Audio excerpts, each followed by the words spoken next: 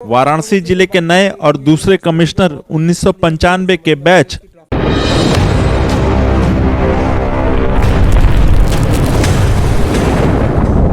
IPS अफसर अशोक मुत्था जैन ने आज दिनांक 1 दिसंबर को गुरुवार को अपना चार्ज लेते हुए उन्हें सर्किट हाउस में सलामी दी गई, जिसके बाद वह कैंप में कार्यालय पहुंचे और अपने तमाम साथियों से बातचीत कर जिले का हालचाल जाना।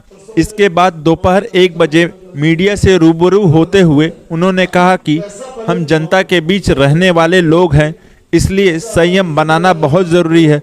अब पुलिस आपको संयमित दिखाई देगी। वहीं दूसरी तरफ शहर में लग रहे जाम के सवाल पर कहा कि क्लाउड मैनेजमेंट के लिए व्यवस्थाएं बनी हुई हैं। जब हम बनारस के एसपी सिटी थे तब भी वर्ष 1999 में क्लाउड मैनेजमेंट करते थे और आज भी कर रहे हैं।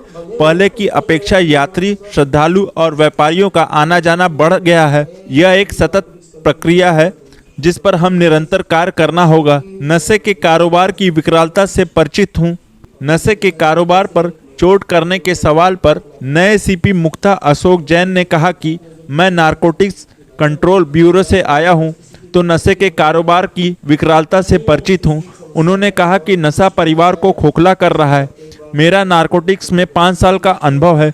नारकोटिक्स कंट्रोल ब्यूरो का लखनऊ में दफ्तर भी है। उनके साथ भी मिलकर मैं नशे के कारोबार से जुड़े अपराधियों पर चोट करने का प्रयास करूंगा। साथ ही घाट पर होने वाले अपराध पर कहा कि यह समस्या पुरानी है, चूंकि वाराणसी में गलियां होने से पुलिस गश्त या अपराध के उस टाइम पर पुलिस नहीं पहुंच पाती है।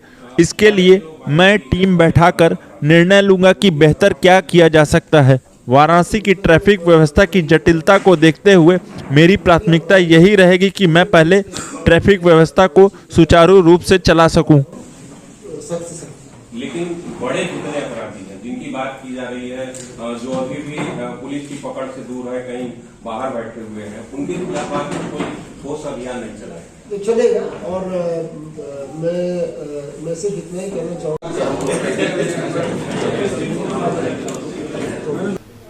देखिए ये आपने जो समस्या बताई है उसके लिए उसको सॉल्व करने के लिए संवेदना की ज़रूरत है, एम्पैथी की ज़रूरत है। और आज ही हमारी एक ऑफिसर मुझसे कॉल ऑन करने आई थी, तो मैंने उनको भी बताया, वो ट्रेंड है इस चीज़ में, उन्होंने पूर्व में पुलिस ज्वाइन करने के पहले कुछ काम किया है। तो हम एक ट्रेनिंग प्रोग्राम के बारे में भी सोच रहे हैं कि अपने अधिकारियों को जो पब्लिक आती है उसमें बहुत लोगों को ट्रॉमा होता है, पेन होती है, तो उनसे कैसे डील करना है इसकी हम कोशिश करेंगे कि इसके में एक ट्रेनिंग प्रोग्राम बना के पहले एक पायलट के तौर पे एक हम 8, 10, 15 लोगों को ट्रेन करके हम यूज़ करें और फिर फीडबैक लेके फिर हम आगे बढ़ें, क्योंकि ये जेन्युइन समस्या है और इसका समाधान ढूंढना भी जरूरी है। वह दिन कब आएगा जब बावर्दी पुलिस खुद को जनता समझेगी, अभी ना जनता खुद को पुलिस समझेगी? ये वो दिन कब आने वाला है? ये समझने में आज भी कोई रोक नहीं है और ऑलरेडी लोग समझ ही रहे हैं।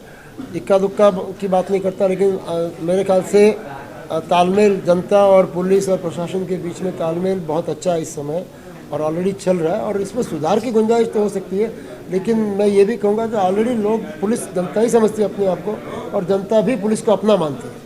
नहीं, वाद विवाद तो होते रहते हैं, लेकिन यहाँ के लोग वाद विवाद को सुलझाने का मादा भी रखते हैं। ये मेरा पुराना अनुभव रहा है, और बैठ के बात करने में विश्वास भी रखते हैं, ये भी मैंने देखा है। मैं जब यहाँ पर था तब भी वाद विवाद होते थे, ऐसा नहीं कि ये है, और उस समय भी सुलझते थे, और सुलझते थे यहाँ की जनता की समझदारी से सुलझते थे। प्रशासन पुलिस मददगार है, लेकिन अल्टीमेटली लोग आमने सामने बैठ के सुलझाते थे। मैं आपको डिटेल में भी बता सकता हूँ कि कैसे मेरा अनुभव रहा है। तो मैं समझता हूँ कि उससे बड़ी हमारे पास पूंजी क्या है। ये सबसे बड़ी पूंजी है कि लोग बातचीत करते हैं, झगड़ा करते हैं, लेकिन बैठ के सुलझाते हैं, तो उसी को हमें आगे बढ़ाएं। सर, काशी में आपका स्वागत है फिर से। Thank you. क्या प्राथमिकता देंगे यहाँ की जनता को?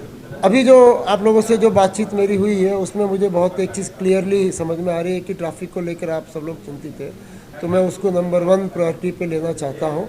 और हमारे एसपी ट्रैफिक साहब और एडिशनल सीपी साहब दोनों बैठे हुए हैं, तो हम इस पर तो इमीडिएटली हम इस पर कैसे हम सुधार कर सकते हैं, इस पर हम गौर करेंगे।